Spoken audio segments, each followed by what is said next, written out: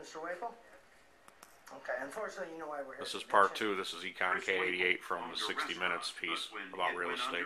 He couldn't make his mortgage payments, and so Waple and his family were evicted from the house that he'd lived in for 23 years. He'd raised 5 children here.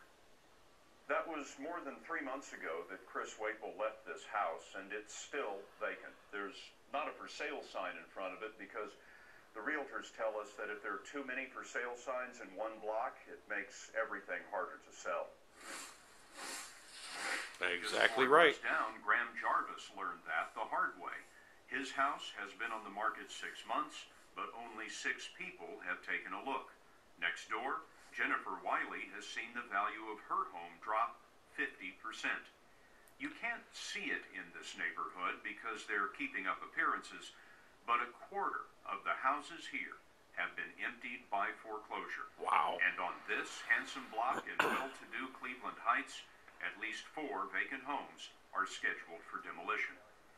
Former County Treasurer Jim Rokaka says banks could stop the wrecking crews if they would only reduce the loan balances on underwater mortgages. No, don't do that. Cut the price when you go to sell them in short sales and foreclosures. Something that's more realistic.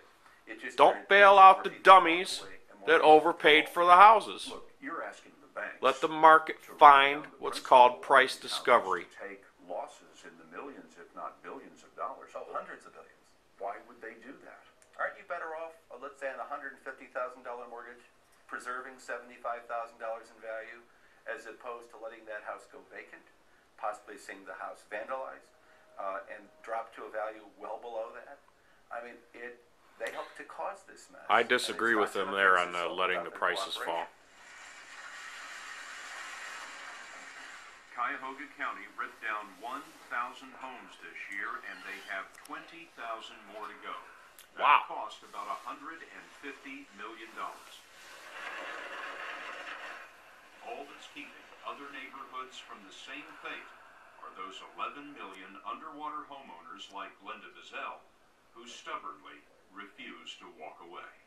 I want to keep my home. You know, when you've worked all your life,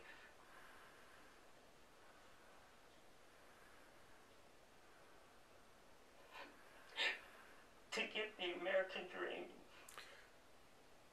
You were told a big fat lie, ma'am, and unfortunately a whole lot of other people. It really is unfortunate for this lady, but you do whatever it takes to keep what you have. Stop believing the lies, lady.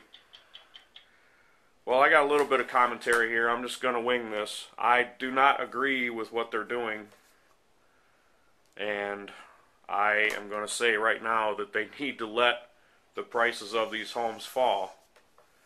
And although that's bad news for a lot of people, that's too bad. And